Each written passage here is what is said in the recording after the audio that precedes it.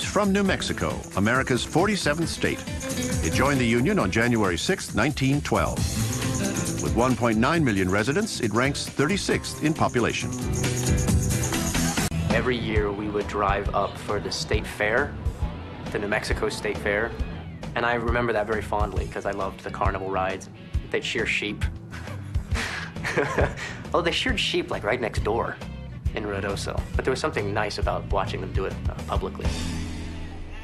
New Mexico has more sheep and cattle than people, but it also boasts more PhDs per capita than any other state. This makes it the perfect spot for Sir Richard Branson's Virgin Galactic Space Travel Company, which is building a $200 million spaceport in southern New Mexico. Their plan is to launch a suborbital space liner in a few years. But New Mexico's association with outer space is nothing new. On July 8, 1947, the United States Air Force issued a press release stating that debris from a crashed flying saucer had been recovered near the New Mexico town of Roswell. The news created such a media sensation and global panic that the Air Force retracted the statement, asserting that the debris was actually from an experimental weather balloon.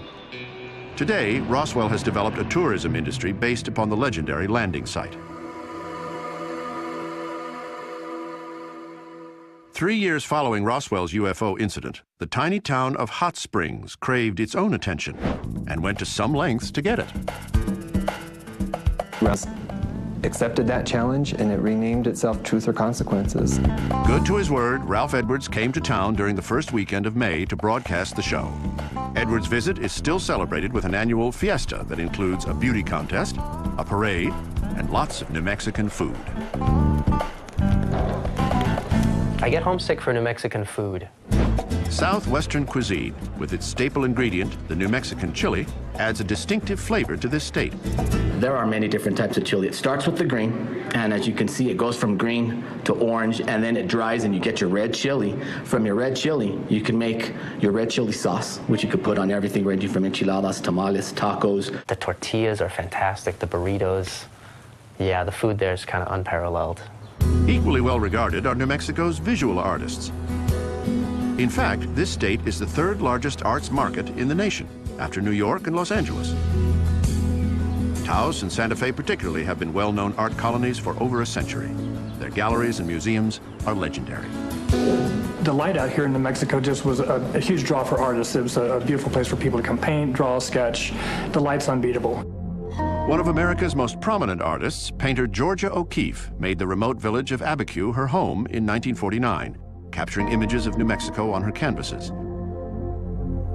But 20th century artists like O'Keeffe were relative newcomers to New Mexico. The state's artistic roots run deep, grounded in the traditions of ancient civilizations. Dating back centuries, native peoples have exhibited unparalleled skills in pottery, weaving, jewelry making, and other crafts.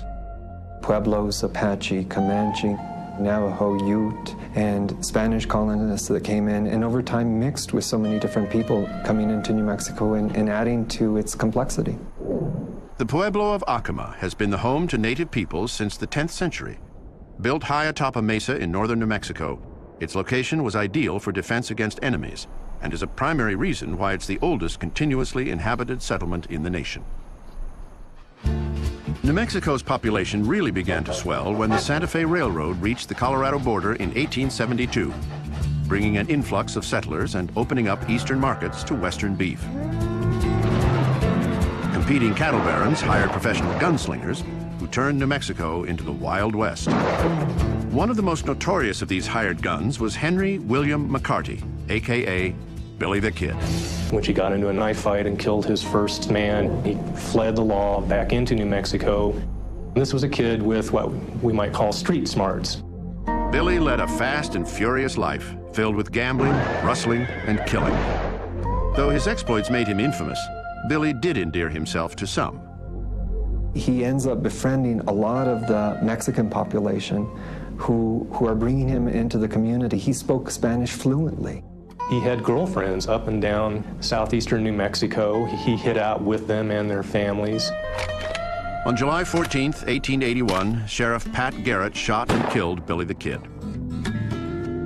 The book Garrett wrote about this event actually brought Billy national fame that continues today, over 120 years after his death.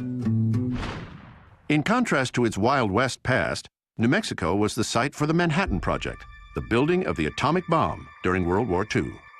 Robert Oppenheimer, the Manhattan Project director, knew of a remote place called the Los Alamos Ranch School because he had a ranch in the nearby Sangre de Cristo Mountains.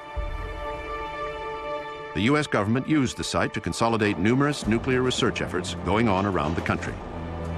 Through to the development of the explosion of the first atomic device. It was this incredible mix of European and American scientists, the most brilliant scientists in the world, who have had to do this extraordinary physics in a very short period of time. On July 16, 1945, the Trinity test marked the first detonation of a nuclear weapon. The test was called Trinity because 3 bombs were built. The second bomb was dropped on Hiroshima, the third on Nagasaki. For Los Alamos, it began with the Manhattan Project, but it zooms forward to today, where we're doing advanced research in space sciences, in energy. We're working hard to try to do something about the threat of terrorism, especially biological, chemical, and nuclear weapons here in the United States. If you hear any explosions in Santa Fe, just south of Los Alamos, don't be alarmed. The people of this old town love to celebrate their history. One way they do it is with a giant flaming marionette called Zozobra, or Old Man Gloom. Every fall, a festival commemorates the Spanish quelling of an Indian Pueblo uprising in 1712. Residents build a 50-foot boogeyman puppet and stuff it with divorce papers, bad report cards, and eviction notices, representing all the negative things that the people experience during the year. He can move and he can look. There are shoulders, there's a belly, and there's the arms.